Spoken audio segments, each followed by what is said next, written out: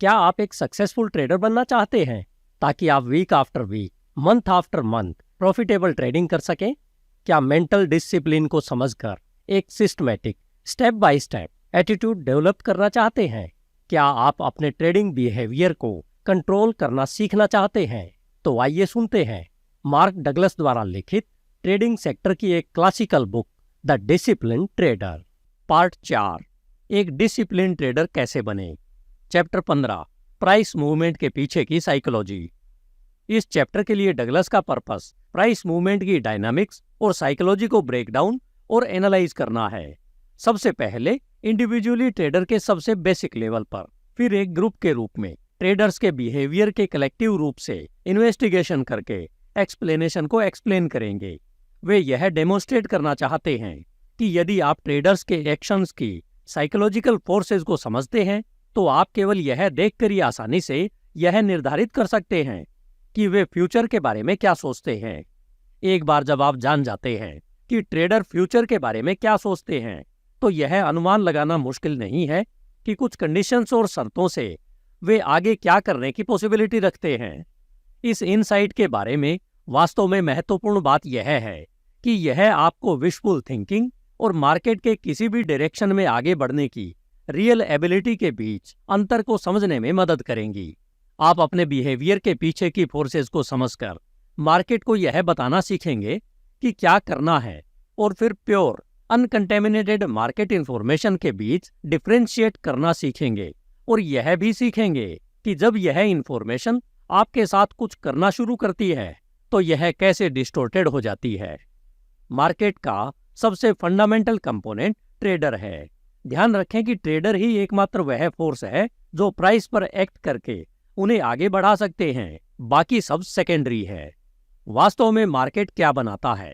यही कि अगर कोई दो ट्रेडर ट्रेड करने के इच्छुक हैं, जिनमें से एक खरीदना चाहता है और दूसरा बेचना चाहता है, जो एक प्राइस पर एग्री होते हैं और फिर ट्रेड करते हैं। लास्ट पोस्ट की गई प्राइस क्या रिप्रेजेंट करती है?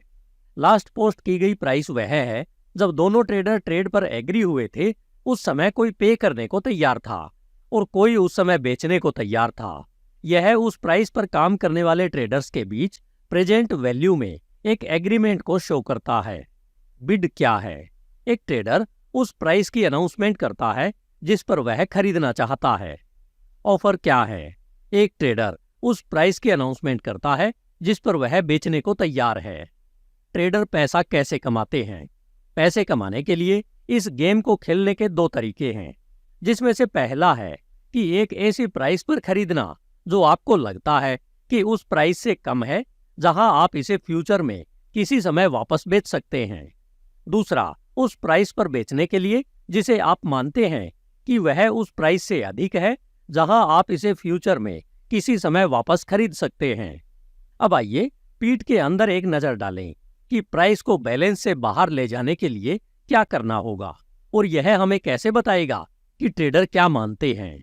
जैसे एक 98.18 प्राइस पर एक ऑफर है जिसे सेलर हाई प्राइस पर बेचने का प्रयास कर रहे हैं। 98.17 प्राइस बैलेंस यानी लास्ट प्राइस है। 98.16 पर आप बोली लगाते हैं, यानी खरीदार लो प्राइस पर खरीदने का प्रयास कर रहे हैं। चूंकि ट्रेडिंग का एकमात्र ऑब्जेक्टिव पैसा कमाना है, इसलिए हम यह मान सकते हैं कि एक ट्रेडर जानबूझकर किसी ट्रेड में यह सोचकर एंट्री नहीं करेगा कि उसे लॉस होने वाला है। किसी भी ट्रेड के एग्जिस्टेंस के लिए दो ट्रेडर्स की आवश्यकता होती है जो एक प्राइस पर एग्री हो। हालांकि जिस पल से दो ट्रेडर ट्रेड के लिए एग्री होते हैं, वे दोनों खुद को मार्केट रिस्क के अधीन कर रहे होते हैं। दूसरे शब्दों में, अगला टिक उनमें से एक को विनर और दूसरे को लूजर बना देगा।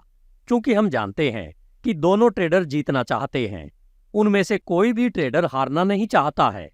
हम मान सकते हैं कि दोनों ट्रेडर्स के कॉन्ट्रैक्ट के फ्यूचर के वैल्यू के बारे में पूरी तरह से अपोजिट परसेप्शन है। इसलिए दो ट्रेडर्स के बीच एक प्राइस पर एग्री होने और ट्रेड करने के लिए उन्हें फ्यूचर के बारे में बिल्कुल अपोजिट परसेप्शन रखनी होगी। खरीदार का मानना है कि वह फ्यूचर में किसी पॉइंट पर जहां वह वापस बेच सकता है, उसके रिलेटिव कम प्राइस पर खरीद रहा है, और सेलर का मानना है कि वह फ्यूचर में किसी पॉइंट पर जहां वह इसे फिर से खरीद सकता है, उसके रिलेटिव वह हाई पर बेच रहा है। यदि अगला टिक उनमें से एक को विनर और दूसरे को लूजर बनाने जा रहा है, तो हम यह मान सकते हैं कि उनमें से किसी को भी विश्वास नहीं है कि वह हारने वाला है। यदि सेलर को भरोसा था कि अगला टिक ऊपर आने वाला है, तो उसने इसे अधिक प्राइस पर बेचने के लिए इंतजार क्यों नहीं किया होता। खरीदार के लिए भी यही सच है। यही इस खेल का पर्पस है और पैसा कमाने का एकमात्र तरीका है। मूल रूप से हमारे पास ऐसी स्थिति है जहां दो अपोजिट फोर्सेस टकरा रही हैं। दोनों का मानना है कि वे फ्यूचर के बारे में सही हैं और केवल एक पक्ष ही दूसरे के डायरेक्ट एक्सपेंस पर प्रॉफिट बना सकता है। यदि बॉन्ड फ्यूचर की लास्ट प्राइस 99.14 थी, तो प्राइस 99.15 पर ले जाने के लिए क्या करना होगा? वेरी सिंपल, कुछ ट्रेडर्स को बिड लगाने और पिछली प्राइस से अधिक पे करने के लिए तैयार रहना होगा। इसका मतलब यह है कि पिछली पोस्ट की गई प्राइस के रिलेटिव उसे लो प्राइस पर खरीदारी करने के लिए तैयार रहना होगा। कोई भी ट्रेडर या ट्रेडर्स का ग्रुप जो पिछली पोस्ट की गई प्राइस के रिलेटिव हाई प्राइस पर खरीदने या लो प्राइस पर बेचने को इच्छुक है, जो कई कारणों से बहुत महत्वपूर्ण है। सबसे पहले, एक ट्रेडर जो लो प्राइस पर खरीदने या हाई प्राइस पर बेचने के बजाय हाई प्राइस पर खरीदने या लो प्राइस पर बेचने का इच्छुक है, उसे फ्यूचर के प्राइस पे अपने बिलीफ पर दृढ़ विश्वास रखना होगा। दूसरा, वह लास्ट प्राइस को लोवेस्ट लेवल बना रहा है। तीसरा, वह एग्रेसिव तरीके से पहल कर रहा है और लास्ट प्राइस पर बेचने वाले सभी लोगों को नुकसान पहुंचा रहा है और लो प्राइस पर बेचने वालों का लॉस गहरा रहा है। चौथा, वह प्राइस मूवमेंट बना रहा है जो संभवतः मोमेंटम पकड़ सकता है। यदि अन्य ट्रेडर्स नई प्राइस को फ्यूचर के रिलेटिव कम मानते हैं, यह उस ट्रेडर के लिए भी सही होगा जो किसी पोस्ट को लिक्विडेट करने के लिए पे कर रहा है। दूसरी ओर, अपने ट्रेड के दूसरी तरफ सेलर को हाई प्राइस के अट्रैक्शन द्वारा मार्केट में लुभाया जा रहा है, जिस पर वह बेच सकता है। उसका मानना है कि उन्हें बढ़त मिल रही है। वास्तव में वह हाई सेलिंग कर रहा है, लेकिन वह अपनी डायरेक्शन में मूवमेंट या मूवमेंट की ज्यादा पॉसिबिलिटी नहीं बना रहा है। वह एक टॉप पिक कर रहा है और कुछ घटित होने की प्रतीक्षा कर रहा है और साथ ही उम्मीद कर रहा है कि यह और ऊपर नहीं जाएगा। अब दोनों ट्रेडर्स की एक्टिविटीज कलेक्टिवली मार्केट के बारे में क्या दर्शाती है?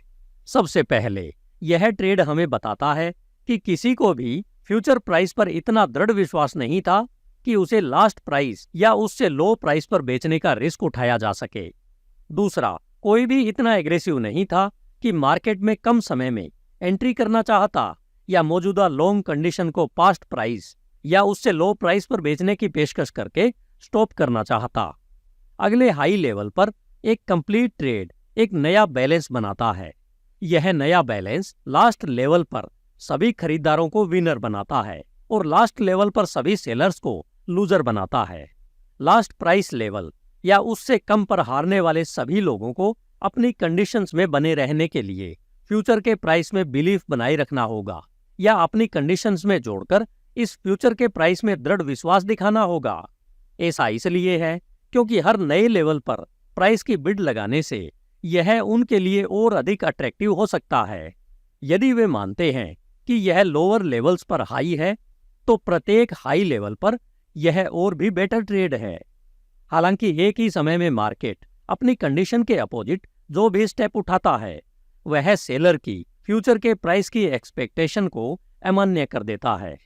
हर स्टेप क्लियरली दिखाता है कि सेलर डीएक्टिवेटेड है या बायर अग्रेसिव है या बायर्स के पास मार्केट को अपनी डायरेक्शन में ले जाने की अधिक एबिलिटी है। यह फैक्ट कि बायर अग्रेसिव रूप से प्राइस बढ़ा रहे हैं और अधिक से अधिक पे कर रहे हैं, यह फिर से ऑब्जर्वर को कुछ बताता है। यह उसे बताता है कि प्रत्येक नए प्राइस लेवल पर ट्रेड के लिए बायर्स की डिमांड को पूरा करने के लिए पर्याप्त सेलर नहीं है। यदि सेलर्स की लिमिटेड सप्लाई है, तो जो ट्रेडर खरीदना चाहते हैं उन्हें ट्रेड के दूसरे पक्ष को लेने के इच्छुक अवेलेबल सेलर्स की लिमिटेड संख्या के लिए एक दूसरे के बीच कंपटीशन करनी होगी। इस वैल्यू एक्टिविटी को देखने मात्र से आपको पता चलता है कि प्रेजेंट टाइम में मूवमेंट बायर्स के पक्ष में है। जब तक बायर्स की तुलना में सेलर कम न हो, तब तक प्राइस पर बिड नहीं लगाई जाएगी। यदि ट्रेडर्स अधिक से अधिक पे करना जारी रखते हैं तो प्राइस पुराने सेलर से और भी दूर हो जाती है। अंततः फ्यूचर के प्राइस में उनका बिलीफ खत्म हो जाएगा और एक एक करके सेलर बायर्स के मौजूदा पूल में शामिल हो जाएंगे और बेचने के इच्छुक कम से कम ट्रेडर्स के लिए एक दूसरे के अपोजिट कंपटीशन करेंगे जब तक बायर्स और सेलर्स के बीच अनुपात बना रहेगा। जैसा कि मार्क ने अभी बताया है, तब तक प्राइस में गिरावट की पॉसिबिलिटी बहुत कम रहेगी। अब कौन सी चीज बैलेंस बिगाड़ना शुरू कर देती है जिससे मार्केट में गिरावट आएगी? एक बात के लिए पुराने बायर अंततः प्रॉफिट लेंगे। जब वे ऐसा करेंगे तो वे सेलर्स के मौजूदा पूल में शामिल हो जाएंगे, जिससे बेचने के लिए अवेलेबल ट्रेडर्स की संख्या में वृद्धि होगी। यदि कोई मूव पर्याप्त स्टीम लेती है तो यह भूखी शार्क के भोजन करने के समान हो सकती है। अंततः कुछ इकोनॉमिक फैक्टर्स के कारण प्राइस लाइन से बाहर हो जाएंगे जिन्हें अन्य ट्रेडर्स रेलेवेंट मानते हैं और उन्हें अपोजिट डायरेक्शन में मार्केट में एंट्री करने के लिए मजबूर करते हैं। यदि ये नए ट्रेडर्स पर्याप्त फोर्स के साथ एंट्री करते हैं तो इससे पुराने बायर्स में घबराहट होने की पॉसिबिलिटी है, जिससे गिरावट का मोमेंटम बढ़ जाएगा। शायद आप इस बैक एंड फोर्थ एक्शन का विजुअलाइजेशन कर सकें। जब ट्रेड के दूसरे पक्ष को लेने के लिए बायर्स की तुलना में अधिक सेलर होते हैं तो बैलेंस खराब हो जाएगा। इसके बाद सेलर एग्रेसिव रूप से लास्ट प्राइस से लो प्राइस पर बेचने की पेशकश करेंगे, जो वे ट्रेड के दूसरे पक्ष को लेने के लिए बायर्स की लिमिटेड संख्या के रूप में देखते हैं। सभी वैल्यू चेंज ग्रुप बिहेवियर का एक फंक्शन है। मार्केट की प्राइस उन लोगों के बीच रस्साकसी की तरह आगे पीछे बहती रहती है जो मानते हैं और उम्मीद करते हैं कि मार्केट ऊपर जाएगा, और इसके परिणाम स्वरूप वे और ज्यादा खरीदते हैं, और जो मानते हैं कि मार्केट नीचे जाएगा वे जल्दी से जल्दी बेचते हैं। यदि दोनों फोर्सेस के बीच बैलेंस नहीं है तो एक पार्ट दूसरे पर प्रभुत्व हासिल कर लेगा। जैसे जैसे प्राइस कमजोर ग्रुप से दूर होती जा रही है, यह स्वीकार करने का इमोशनल दर्द कि वे गलत हैं, नुकसान से बचने की उनकी आवश्यकता के साथ सीधे कन्फ्लिक्ट में होगा। अंततः एक एक करके वे अपनी कंडीशंस में बिलीफ खो देंगे और अपने ट्रेड को लिक्विडेट कर देंगे, जिससे मेन फोर्स की मूवमेंट बढ़ जाएगी। प्रचलित फोर्स तब तक डोमिनेट करेंगी जब तक यह आम परसेप्शन नहीं बन जाती है कि प्राइस बहुत आगे बढ़ गई है और अन्य संबंधित फैक्टरों के अनुरूप नहीं है। डोमिनेंट फोर्स के मेंबर्स को अपनी कंडीशन लिक्विडेट करने के लिए साइड स्विच करनी होगी, जिससे अपोजिट डायरेक्शन में मोमेंटम पैदा होगा। व्यक्तियों के रूप में यदि हमारे पास वास्तव में प्राइस को उस डायरेक्शन में ले जाने की फोर्स नहीं है जिससे हमें सबसे अधिक प्रॉफिट होगा, तो अगली सबसे अच्छी बात यह है कि हम उस साइड की पहचान करना और उसके साथ खुद को अलाइन करना सीखें जिसने डोमिनेंस एस्टैब्लिश कर लिया है, तब तक कि बैलेंस न बदल जाए और फिर से अलाइन न हो जाए। हम अपनी साइड में फोर्स एस्टैब्लिश कर रहे हैं। जैसे जैसे इस रस्साकसी में कीमतें आगे पीछे होती है, यह एक उतार चढ़ाव पैदा करता है जिसे वैल्यू चार्ट, पॉइंट और फिगर चार्ट में आसानी से पहचाना जा सकता है। ये चार्ट हमें ग्राफिक टर्म्स में दिखाएंगे कि फोर्स किस प्रकार इंटरैक्ट और काउंटरैक्ट करते हैं। वे फ्यूचर में ट्रेडर्स के बिलीफ और उस इंटेंसिटी का एक सीन रिप्रेजेंट करते हैं जिसमें वे उन बिलीफ्स पर कार्य करने के इच्छुक हैं। एग्जाम्पल के लिए, यदि कोई मार्केट लगातार हायर हाई और हाई लोअर लेवल पर बना रहा है तो यह निर्धारित करने के लिए कि आगे क्या होने की पॉसिबिलिटी है, अपने आप से आगे दिए गए प्रश्न पूछें। नंबर 1, किस प्रकार के प्राइस एक्शन बायर्स के बिलीफ को कायम रखेंगी कि वे अधिक पैसे कमा सकते हैं? नंबर 2, सेलर्स के मार्केट में कब आने की पॉसिबिलिटी है? नंबर 3, पुराने बायर्स को कहां से प्रॉफिट मिलने की पॉसिबिलिटी है? पुराने सेलर्स को अपनी कंडीशंस में बिलीफ खोने और बेल आउट से बाहर निकलने की पॉसिबिलिटी कहां है?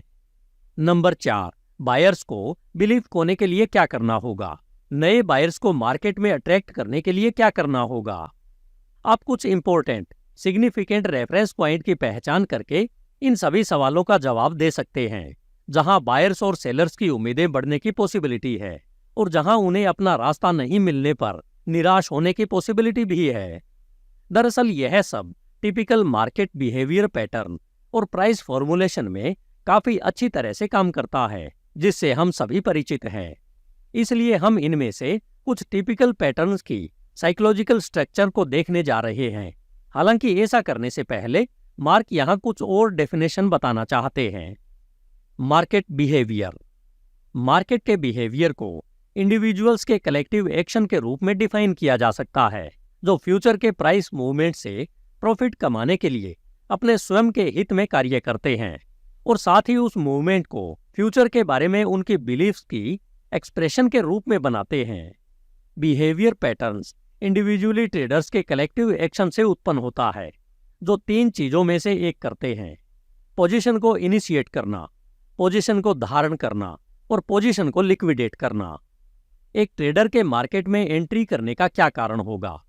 उसका यह बिलीफ कि वह पैसा कमा सकता है और मार्केट की प्रेजेंट कंडीशंस उस प्राइस लेवल पर ट्रेड में एंट्री करने का अवसर प्रदान करती है जो उस प्राइस से अधिक या कम है जिस पर इसे लिक्विडेट किया जा सकता है। किसी ट्रेडर को किसी पोजीशन पर बने रहने का क्या कारण होगा?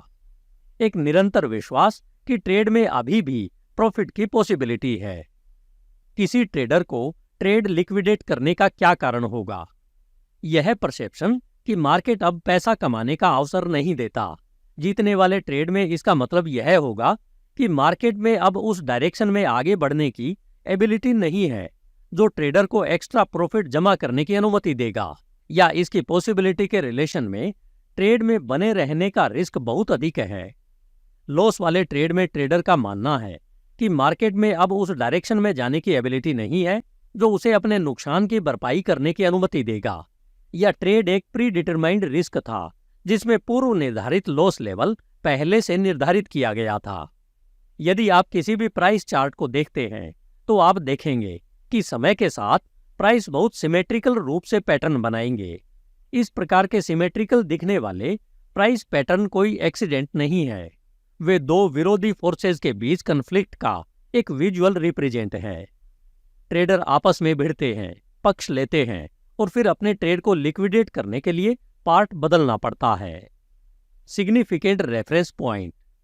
अब आप इन चार्टों में जो खोज रहे होंगे वह इंपॉर्टेंट मार्केट सिग्निफिकेंट पॉइंट है। इन्हें ऐसी किसी भी चीज के रूप में डिफाइन किया जाता है जिसके कारण कुछ घटित होने की पॉसिबिलिटी के बारे में ट्रेडर की उम्मीदें बढ़ जाती है। वे ऐसे पॉइंट्स हैं जहां बड़ी संख्या में ट्रेडर्स ने विरोधी रुख अपना लिया है। उन एक्सपेक्टेशन के आधार पर वे इस बिलीफ के साथ एक पोजीशन पर बने रहेंगे कि एक्सपेक्टेशन पूरी हो जाएंगी, और सबसे महत्वपूर्ण बात यह है कि एक्सपेक्टेशन पूरी न होने के परिणाम स्वरूप वे संभवतः एक पोजीशन लिक्विडेट कर देंगे। सिग्निफिकेंट रेफरेंस पॉइंट वे स्थान है जहां विरोधी फोर्सेज जो फ्यूचर के बारे में अपोजिट परसेप्शन वाले ट्रेडर ने एक रुख अपनाया है, जहां उन्होंने अपने दिमाग में मार्केट के लिए बिहेव करने के लिए बहुत ही लिमिटेड तरीके निर्धारित किए हैं। यह पॉइंट जितना अधिक महत्वपूर्ण होगा, ट्रेडर का प्राइस पर उतना ही अधिक प्रभाव पड़ेगा, क्योंकि इन पॉइंट्स पर 2 विरोधी फोर्सेस के बीच फोर्स बैलेंस ड्रामेटिक रूप से बदल जाएगा। मार्केट क्या करेगा, इसके बारे में प्राइस लेवल में अनुमानित ये उम्मीदें विशेष रूप से महत्वपूर्ण है, क्योंकि दोनों साइडों बायर्स और सेलर्स ने पहले से ही अपने महत्व की डिग्री तय कर ली है, जहां एक ट्रेडर एक सिचुएशन ले रहा है जो यह शर्त लगाते हुए कि मार्केट जीत नहीं सकता या कुछ मत करो, और ट्रेडर ट्रेड के अपोजिट साइड ले रहा है, और दूसरा ट्रेडर ट्रेड की अपोजिट साइड ले रहा है और शर्त लगा रहा है कि वह ऐसा करेगा। इसलिए रेफरेंस पॉइंट प्राइस लेवल पर जहां मार्केट के एक तरफ के कई ट्रेडर्स के फ्यूचर के बारे में अपनी परसेप्शन को छोड़ने की बहुत पॉसिबिलिटी है, जबकि दूसरी तरफ फ्यूचर के बारे में उनकी परसेप्शन मजबूत होंगी। यह वह जगह है जहां प्रत्येक साइड मार्केट से यह एक्सपेक्टेशन करता है कि वे जो सच मानते हैं उसे मार्केट कंफर्म करे। आप कह सकते हैं कि यह एक ऐसी जगह है जहां ट्रेडर की फ्यूचर के बारे में उम्मीदें वास्तव में फ्यूचर से मिलती हैं। एक तरफ उनके दिमाग में इसका मतलब यह है कि मार्केट उन्हें विनर बना देगी, उनकी बिलीफ को वैलिडेट किया जाएगा, हालांकि दूसरी तरफ के सभी ट्रेडर्स लॉस में रहेंगे। उन्हें लगेगा कि मार्केट ने उनसे कुछ छीन लिया है और वे स्वाभाविक रूप से निराश होंगे। मार्क यहां बताना चाहते हैं कि ऑब्जेक्टिव ऑब्जर्वर किसी भी तरह से परवाह नहीं करता है, वह बस इंडिकेशन और अपॉर्चुनिटी की तलाश में रहेंगे। ट्रेडर्स को किसी चीज के घटित होने की जितनी अधिक उम्मीदें होती है, उनमें निराशा के प्रति टॉलरेंस उतनी ही कम होती है।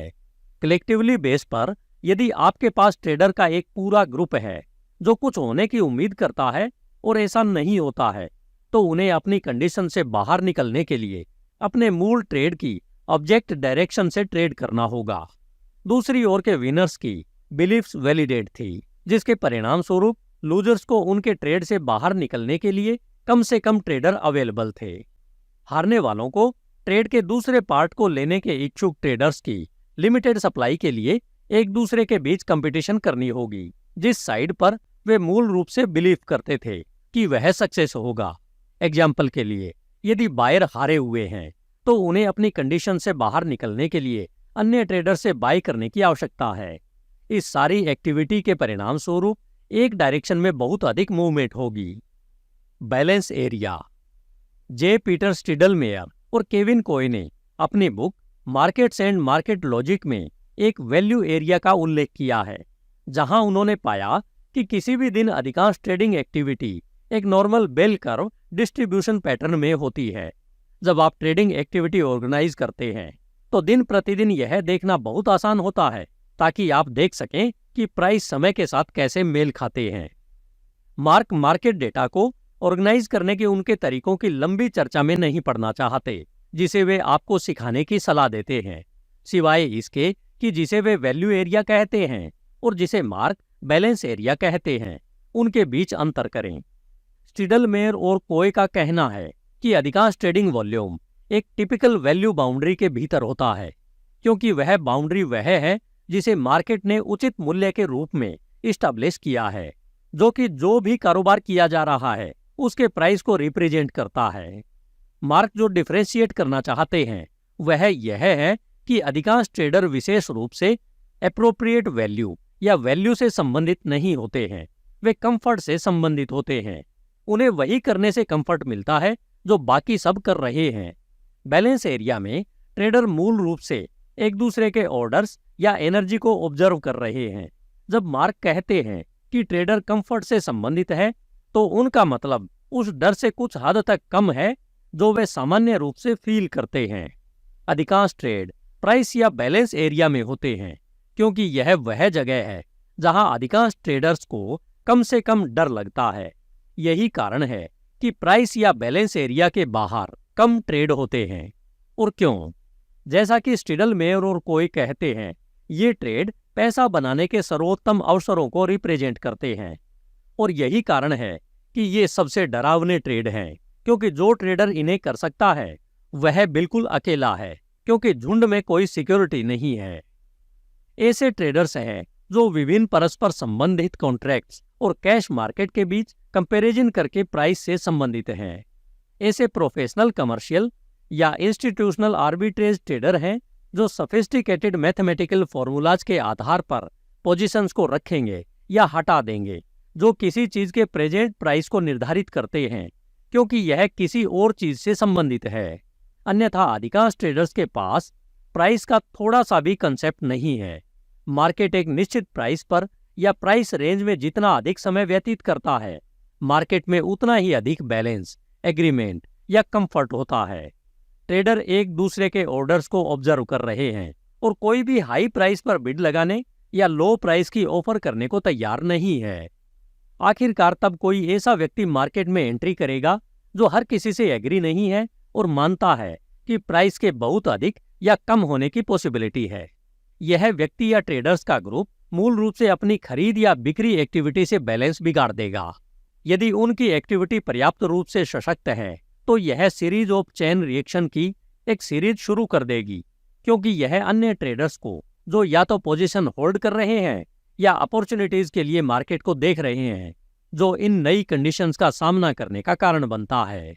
एग्जाम्पल के लिए, यदि बैलेंस बायर्स के साइड में झुका हुआ है तो वह मार्केट में नए बायर्स को अट्रैक्ट कर सकता है, जिससे अधिक खरीद फोर्स पैदा होगी और इसलिए अधिक अनबैलेंस होगा। इससे उन ट्रेडर्स को नुकसान हो सकता है जो शॉर्ट पोजीशन रखे हुए हैं। ऐसा करने के लिए उन्हें बायर बनने की आवश्यकता होगी, जिससे कम से कम सेलर उन ट्रेडों का दूसरा साइड लेने के इच्छुक होंगे जिनमें बायर शामिल होना चाहते हैं और दूसरे सेलर बाहर निकलना चाहते हैं। ये ट्रेडर सेलर्स की घटती सप्लाई के लिए एक दूसरे के बीच कंपटीशन करेंगे।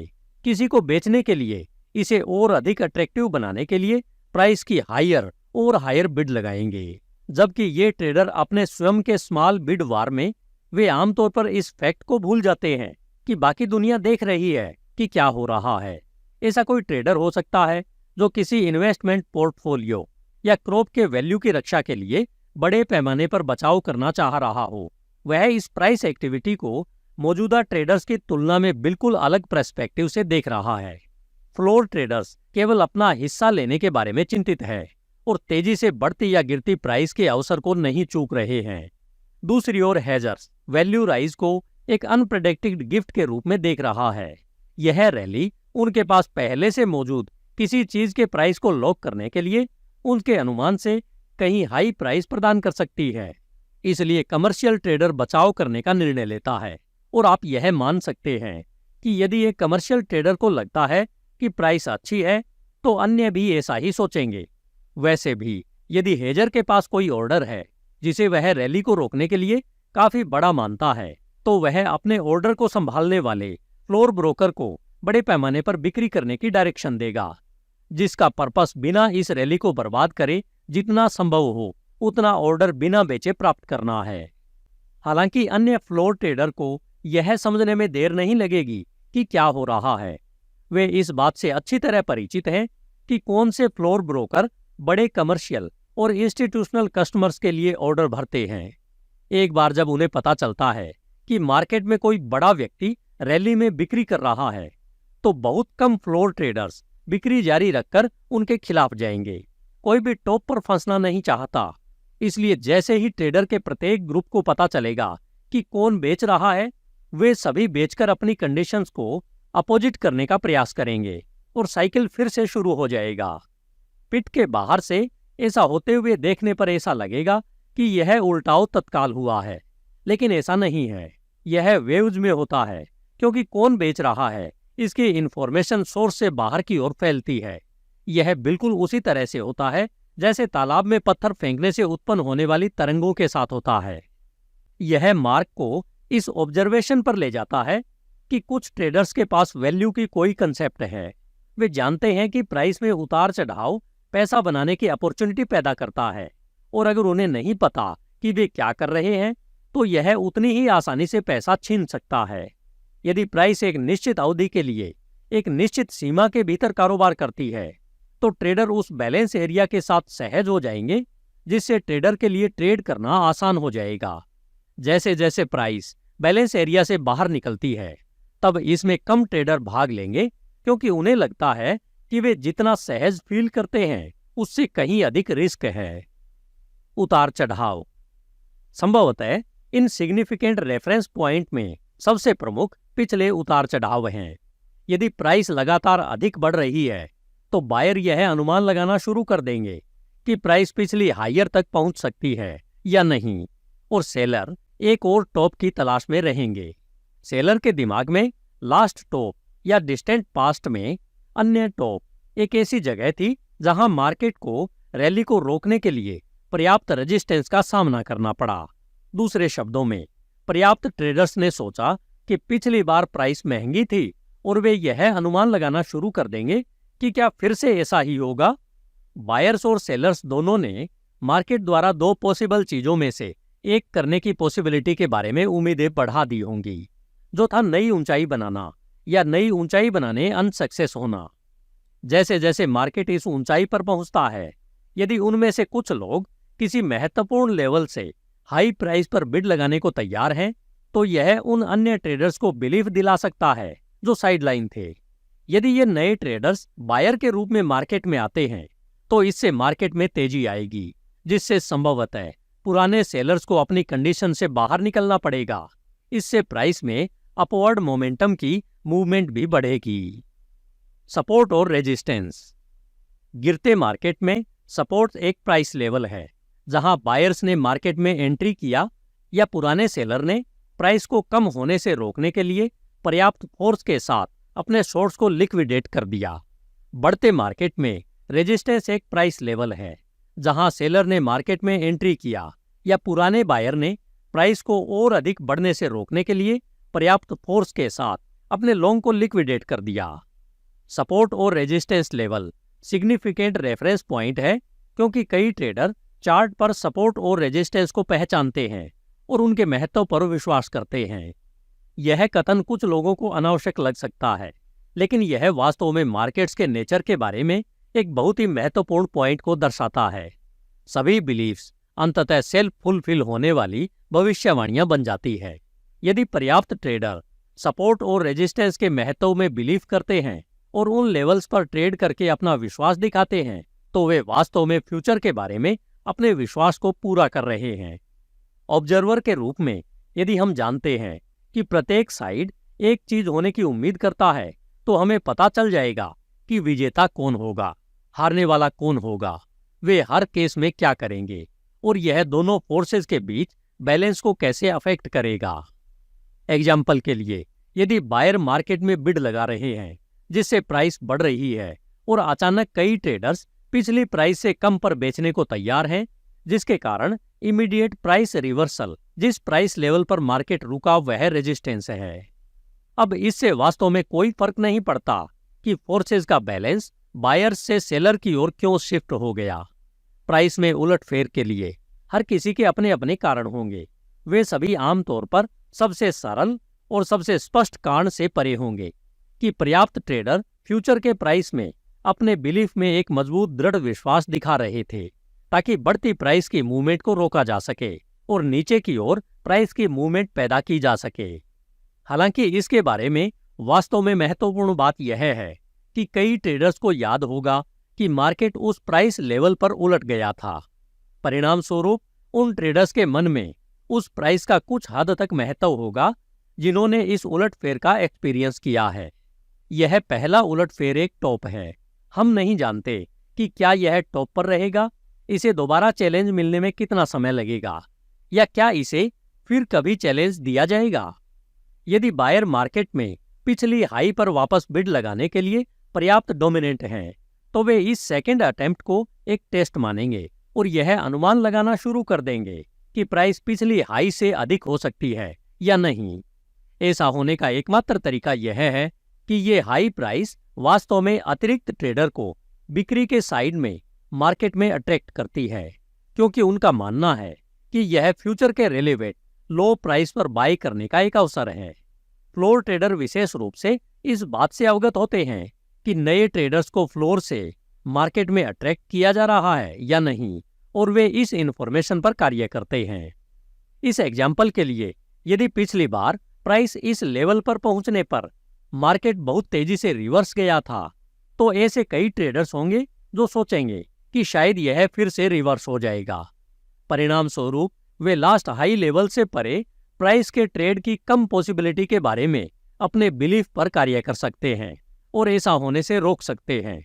यदि अधिक ट्रेडर्स इस बिलीफ पर कार्य करने को तैयार हैं कि यह उन लोगों के रिलेशन में नहीं होगा जो इस बिलीफ पर कार्य करते हैं कि ऐसा होगा, तो प्राइस फिर से रुक जाएंगे।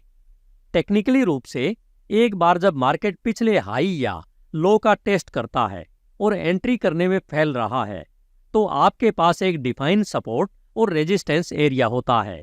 सपोर्ट और रेजिस्टेंस को पॉइंट एंड फिगर चार्ट में सबसे आसानी से पहचाना जाता है, क्योंकि वे ग्राफिकल रूप से रिवर्सल में प्राइस मूवमेंट को रिप्रेजेंट करते हैं। एक बार जब सपोर्ट और रेजिस्टेंस इस्टेब्लिश हो जाते हैं और पहचाने जाते हैं, तो अपने ऑर्डर को सपोर्ट या रेजिस्टेंस लाइन के दोनों ओर रखकर ट्रेड करना बहुत आसान हो सकता है। एग्जाम्पल के लिए, यदि पिछले 2 हफ्तों में हर बार बॉन्ड 95.25 तक बढ़े, फिर 94.10 जैसे कुछ सपोर्ट लेवल तक काफी नीचे गिर गए, जो मार्क ने अभी डिस्क्राइब किया है कि वह एक सपोर्ट और रेजिस्टेंस एरिया है, जिसे आमतौर पर ट्रेडिंग रेंज कहा जाता है। एरिया के किसी भी एज का महत्व इस बात से निर्धारित होगा कि कितनी बार प्राइस 95.25 तक बढ़ी और पेनिट्रेट होने में फेल रही, और कितनी बार प्राइस 94.10 तक गिरी और पेनिट्रेट होने में फेल रही। जाहिर है, जितने अधिक प्रयास और अनसक्सेस होंगी, इन पॉइंट्स का उस ट्रेडर के दिमाग में उतना ही अधिक महत्व होगा जो इन टेस्टों और बाद की फेलियर्स का एक्सपीरियंस करते हैं। किसी विशेष डायरेक्शन के प्रति बायस न रखने वाले ऑब्जेक्टिव ऑब्जर्वर के लिए ट्रेडिंग रेंज पैसे कमाने का बहुत आसान तरीका हो सकता है। जैसे ही मार्केट 95.25 के करीब पहुंचता है, 95.21 के आसपास बेचने का ऑर्डर दें। क्योंकि हम जानते हैं कि मार्केट एक्यूरेट नहीं है, आप अपना ऑर्डर बिल्कुल बाउंड्री के ऊपरी एज पर नहीं रखना चाहेंगे, क्योंकि हर बार जब मार्केट पेनिट्रेट होने का प्रयास करेगा तो कई ट्रेडर होंगे जो फेलियर की आशंका कर रहे होंगे। परिणाम स्वरूप वे जल्दी बेचना शुरू कर देंगे, और यदि आपने वहां अपना ऑर्डर दिया होता तो प्राइस कभी भी आपके लिए 95.25 तक नहीं पहुंच पाती। इसके अलावा संभवतः 95.31 के आसपास रुकने और रिवर्स के लिए मार्केट में ऑर्डर दें। इस एग्जाम्पल में मार्क ने मार्केट को खुद को डिफाइन करने के लिए जो 6 टिक दिए हैं वे पर्याप्त नहीं हो सकते हैं। इसका पर्पस आपके ऑर्डर को ऐसी जगह पर रखना होगा जहां इसकी सबसे अधिक पॉसिबिलिटी हो कि यह आपके ट्रेड की डायरेक्शन में जारी रहेगा। यदि मार्केट 95.31 पर ट्रेड करता है तो पुराने सेलर्स निराश होंगे और कलेक्टिवली रूप से अपनी स्थिति से बाहर निकलने के लिए यह अभी भी पर्याप्त नहीं हो सकता है, जिससे प्राइस और बढ़ जाएंगी। यह ट्रेड तब काम करेगा जब पर्याप्त ट्रेडर के दिमाग में रेजिस्टेंस लेवल के हाई लेवल का महत्व हो, ताकि वे इसके खिलाफ एक्ट कर सकें और उन लोगों के रिलेशन में बेच सकें जो खरीदने के इच्छुक हैं।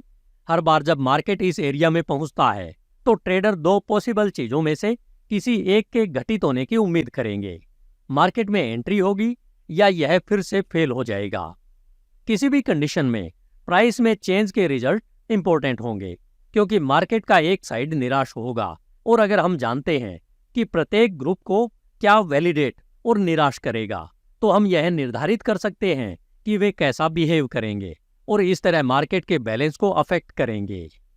क्योंकि मार्केट एक पॉइंट से दूसरे पॉइंट तक बिहेवियर के अरबों पैटर्न दिखा सकता है। सपोर्ट और रेजिस्टेंस जैसे सिग्निफिकेंट रेफरेंस पॉइंट उन बिहेवियर्स को 2 पॉसिबिलिटीज तक लिमिटेड कर देते हैं। अपना ऑर्डर दोनों तरफ रखकर आप कंडीशन से प्रॉफिट उठा सकते हैं, चाहे कुछ भी हो जाए। सपोर्ट रेजिस्टेंस बन जाता है और रेजिस्टेंस सपोर्ट बन जाता है। यह कई ट्रेडर्स ने सुना या पढ़ा होगा कि पुराना सपोर्ट रेजिस्टेंस बन जाता है और पुराना रेजिस्टेंस सपोर्ट बन जाता है।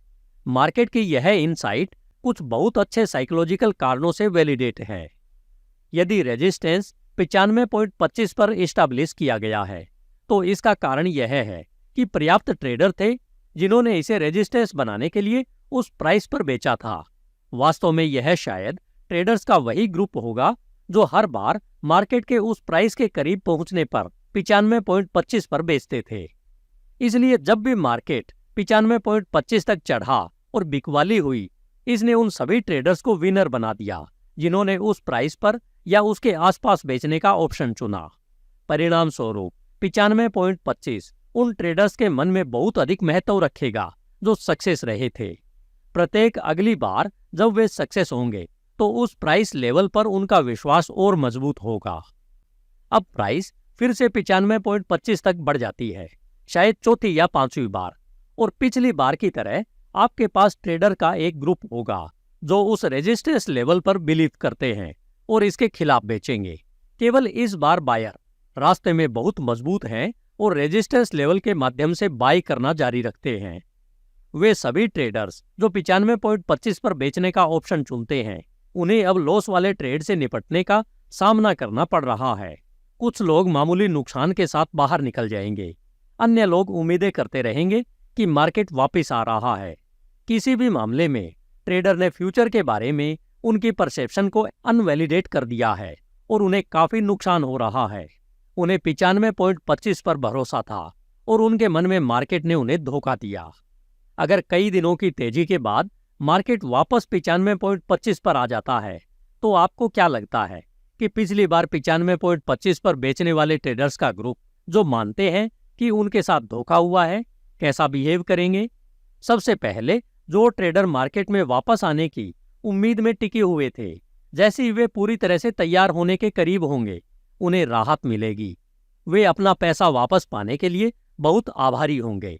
यहाँ अब एक्स्ट्रा प्रॉफिट की पॉसिबिलिटी चाहे जो भी हो, उनके उस ट्रेड में बने रहने का कोई रास्ता नहीं है। उन्हें अपने शॉर्ट्स को खत्म करने के लिए बायर बनना होगा और वे अपनी पीड़ा को समाप्त करने के लिए बहुत खुश होंगे। जिन ट्रेडर्स ने मूल रूप से मार्केट में 95.25 के लेवल पर पहुंचने पर अपने लॉस में कटौती की थी, वे उस प्राइस पर फिर से बेचने पर विचार नहीं करेंगे, क्योंकि पिछली बार जब उन्होंने उस प्राइस पर बेचा था तो गलत होने का इमोशनल दर्द हुआ था। यहाँ मार्क यह नहीं कह रहे हैं कि वे बदले में उस लेवल पर बाई करेंगे, लेकिन बहुत पॉसिबिलिटी है कि वे बेचेंगे नहीं। मार्केट के बैलेंस पर इसका कंप्लीट प्रभाव 95.25 यानी पुराने रेजिस्टेंस पर अवेलेबल सेलर्स के मौजूदा पूल से दूर जाना होगा, जिससे बैलेंस बायर्स के साइड में हो जाएगा। इसलिए पुराना रेजिस्टेंस सपोर्ट बन जाता है और पुराना सपोर्ट उन्हीं कारणों से रेजिस्टेंस बन जाता है। ट्रेंड और ट्रेंड लाइन ट्रेड समय की अवधि में हायर हाई और हायर लो या लोअर हाई और लोअर लो की एक सीरीज काम करती है, क्योंकि मार्केट में आने के लिए एक दूसरे के साथ कंपटीशन करने वाले बायर्स की संख्या को ऑब्जर्व करने के लिए पर्याप्त सेलर नहीं होते हैं। इस बाइंग फोर्स में लोअर लेवल्स पर पुराने सेलर भी शामिल होंगे, जो अंततः बिलीफ खो देते हैं और अपनी स्थिति से बाहर निकल जाते हैं। वे ऐसा महत्वपूर्ण संख्या में तब करेंगे जब प्राइस उनके अनुसार सिग्निफिकेंट रेफरेंस पॉइंट तक पहुंच जाएगी। ध्यान रखें कि ट्रेंड्स समय का एक कार्य है। अगले टिक अप को एक टिक टेंडेंसी के रूप में डिफाइन किया जा सकता है। बायर्स और सेलर्स के बीच यह अनबैलेंस कब तक रहेगा? ऊपर की ओर ट्रेंड वाले मार्केट में प्राइस वापस आ जाएंगी, क्योंकि बायर्स प्रॉफिट ले रहे हैं। इससे कुछ अपोजिट प्रेशर पैदा होगा। लेकिन यदि यह टेंडेंसी सामान्य रिट्रेसमेंट के बाद भी जारी रहती है, तो यह आपको बताता है कि अभी भी सभी बायर्स को ऑब्जर्व करने के लिए पर्याप्त सेलर नहीं है, जबकि नीचे की ओर मूवमेंट पैदा करने के लिए पर्याप्त क्वांटिटी बची हुई है। आपको पता चल जाएगा कि ऐसा कब हुआ है, जब ट्रेंडिंग मार्केट अपने सामान्य उतार चढ़ाव पैटर्न को तोड़ता है। यही कारण है कि जो मार्केट ट्रेंड लाइन को तोड़ते हैं उनमें ब्रेक की डायरेक्शन में आगे बढ़ने की टेंडेंसी होती है, क्योंकि यह फोर्सेस के बैलेंस में एक महत्वपूर्ण बदलाव का इंडिकेशन देता है। एक निश्चित अवधि के बाद आप देख सकते हैं कि कैसे ट्रेंडिंग मार्केट एक निश्चित रिदम और फ्लो डेवलप कर लेगी, जिससे बार चार्ट पर प्राइस मूवमेंट बहुत सिमेट्रिक दिखाई देगा। आपको वास्तव में यह जानने की जरूरत नहीं है कि ऐसा क्यों है। आपको बस यह देखना है कि यह मौजूद है। जब यह फ्लो टूट जाता है तो यह एक अच्छा इंडिकेशन है कि मार्केट की फोर्सेस का बैलेंस बदल गया है। फिर अपने आप से पूछें, क्या पॉसिबिलिटी है कि बदलाव जोर पकड़ेगा और ब्रेक की डायरेक्शन में आगे बढ़ता रहेगा? आपको उस प्रश्न का उत्तर जानने की भी आवश्यकता नहीं है। ऐसे सपोर्ट्स पर ऑर्डर डालें जो बैलेंस अमाउंट में बदलाव की हाईएस्ट पॉसिबिलिटी को वैलिडेट करेगा। फिर मार्केट में स्वयं को डिफाइन करने की प्रतीक्षा करें। यदि आपका ऑर्डर भर गया है तो यह वैलिडेट करने के लिए कि आपका ट्रेड अभी भी वैलिडेट है, वहां रुकें जहां मार्केट नहीं होना चाहिए। फिर आप पूछना कि क्या ट्रेड वैलिडेट है, जब वहां वैल्यू चेंज की हाईएस्ट पॉसिबिलिटी प्रचलित फोर्स की डायरेक्शन में होती है। हाई रिट्रेस, लोअर हाई तक रैली। मार्क आपको एक एग्जाम्पल देते हैं। इससे कोई फर्क नहीं पड़ता कि यह ट्रेड कितना सिंपल है। इसमें काम करने के बहुत अच्छे साइकोलॉजिकल कारण हैं। इस एग्जाम्पल में मार्केट ने नई ऊंचाइयां बनाई और बिकवाली हुई। बिकवाली नए सेलर्स के फोर्सफुली मार्केट में आने या पुराने बायर्स द्वारा अपना प्रॉफिट लेने के लिए बेचने या दोनों के कॉम्बिनेशन का रिजल्ट हो सकती है। प्राइस तब तक गिरती रहेंगी जब तक कि पर्याप्त ट्रेडर्स यह नहीं मान लेते कि प्राइस सस्ती है और वे पहल करने और प्राइस वापस बढ़ाने के लिए बिड लगाने के इच्छुक नहीं है। जैसे जैसे प्राइस लास्ट हाई के करीब पहुंचती है, तब बायर यह अनुमान लगाना शुरू कर देंगे कि प्राइस बढ़ सकती है या नहीं, और सेलर एक और टॉप की तलाश करेंगे। फिर भी कंडीशन में दोनों की उम्मीदें बढ़ जाएंगी। यदि कुछ बायर पिछले हाई लेवल से कुछ सिग्निफिकेंट लेवल तक प्राइस की बिड लगाने को तैयार हैं, तो यह उन लोगों को बिलीफ दिलाएगा जो किनारे पर थे। यदि वे आते हैं तो इसमें मूवमेंट बढ़ेगी। कुछ पुराने सेलर गलत होने की बात स्वीकार करेंगे और उन्हें अपने ट्रेड से बाहर निकलने के लिए बिक्री करनी होगी, जिससे ऊपर की ओर मोमेंटम होगा। हालांकि क्या होगा यदि मार्केट दूसरी बार हाई पर पहुंचता है और सेलर प्राइस को पिछली हाई से अधिक या उसके बराबर रखने के लिए पर्याप्त फोर्स के साथ फिर से मार्केट में वापस आते हैं? बायर निराश होने लगेंगे। वे वास्तव में कहाँ निराश होंगे? यदि पिछले लोअर लेवल पर प्राइस का सपोर्ट करने के लिए पर्याप्त बायर मार्केट में नहीं आते हैं, यदि प्राइस इतनी नीचे चली जाती है, तो बायर्स के कलेक्टिवली रूप से बाहर निकलने का इंतजार करें। उनके पोजीशन से हटने के लिए उनसे इसे कौन खरीदेगा? यदि हर कोई बेचने की कोशिश कर रहा है और खरीदने के लिए कोई अवेलेबल नहीं है, तो प्राइस क्या करेंगी? इस पर चट्टान की तरह टूट पड़ो। आम जनता के शामिल होने पर बुल मार्केट बियर मार्केट में बदलने के लिए तैयार हो जाती है। इसका कारण यह है कि आम जनता में रिस्क के प्रति सबसे कम टॉलरेंस होती है और परिणाम स्वरूप उसे सबसे अधिक आश्वासन और पुष्टि की आवश्यकता होती है कि वे जो कर रहे हैं वह एक निश्चित चीज है। परिणाम स्वरूप वे आश्वस्त होने वाले अंतिम व्यक्ति होंगे कि राइजिंग मार्केट एक अपॉर्चुनिटी को रिप्रेजेंट करता है। यदि बुल मार्केट लंबे समय तक चलता है, तो आम जनता को ऐसा करने के लिए मजबूर होना पड़ेगा, क्योंकि उनकी परसेप्शन है कि हर कोई ऐसा कर रहा है और पैसा कमा रहा है। वे अपनी भागीदारी को सही ठहराने के लिए कोई भी ऐसा कारण चुनेंगे जो सबसे लॉजिकल लगता है, जबकि वास्तव में उन्हें इस बारे में बहुत कम पता होगा कि वे क्या कर रहे हैं। लेकिन चूंकि हर कोई ऐसा कर रहा है, तो वे गलत कैसे हो सकते हैं? कंसिस्टेंट बुल मार्केट के लिए नए ट्रेडर्स की कंसिस्टेंटली भागीदारी की आवश्यकता होती है, जो हायर से हायर प्राइस चुकाने को तैयार हो। बुल मार्केट जितने लंबे समय तक चलता है, पहले से ही बायर के रूप में भाग लेने वाले लोगों की संख्या उतनी ही अधिक होती है। ऐसे कम ट्रेडर रह जाते हैं जिन्होंने पहले से बिक्री नहीं की है। ये पुराने बायर स्पष्ट रूप से चाहते हैं कि मार्केट ऊपर की ओर बढ़ता रहे, लेकिन वे यह भी नहीं चाहते कि यदि मार्केट ऊपर जाना बंद कर दे तो वे थैला पकड़े रहें। जैसे जैसे हाई प्राइस से उनका मुनाफा इकट्ठा हो जाता है, वे अपना मुनाफा लेने से घबराने लगते हैं। जब तक आम जनता कलेक्टिवली रूप से बिक्री शुरू करती है, तब तक प्रोफेशनल ट्रेडर्स को पता चल जाता है कि एंड नजदीक है। प्रोफेशनल्स को यह कैसे पता चलता है? क्योंकि प्रोफेशनल जानता है कि प्राइस बढ़ाने के लिए भाग लेने वाले लोगों की संख्या की एक लिमिटेड संख्या है। एक समय ऐसा आएगा जब बायर बनने की पॉसिबिलिटी वाला हर व्यक्ति पहले ही खरीद चुका होगा। वस्तुतः खरीदने के लिए अब और कोई नहीं बचेगा। प्रोफेशनल ट्रेडर चाहेगा कि मार्केट अन्य सभी बायर्स की तरह अनिश्चित काल तक ऊपर जाता रहे। हालांकि वह ऐसा होने की अव्यवहारिकता को भी समझता है, इसलिए वह अपना प्रॉफिट लेना शुरू कर देता है, जबकि बेचने के लिए अभी भी कुछ बायर अवेलेबल हैं।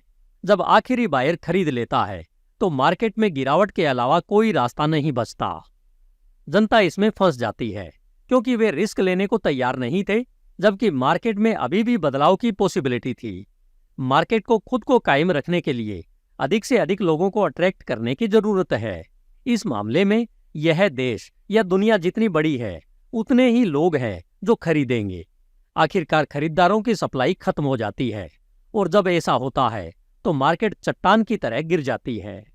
ऐसा होने से पहले प्रोफेशनल्स अपनी पोजीशन बेच रहे हैं, लेकिन एक बार जब बायर्स की सप्लाई खत्म हो जाती है, तो प्रोफेशनल बायर्स की अवेलेबल सप्लाई के लिए एक दूसरे के बीच कंपटीशन करना शुरू कर देते हैं, जो तेजी से घट रही है।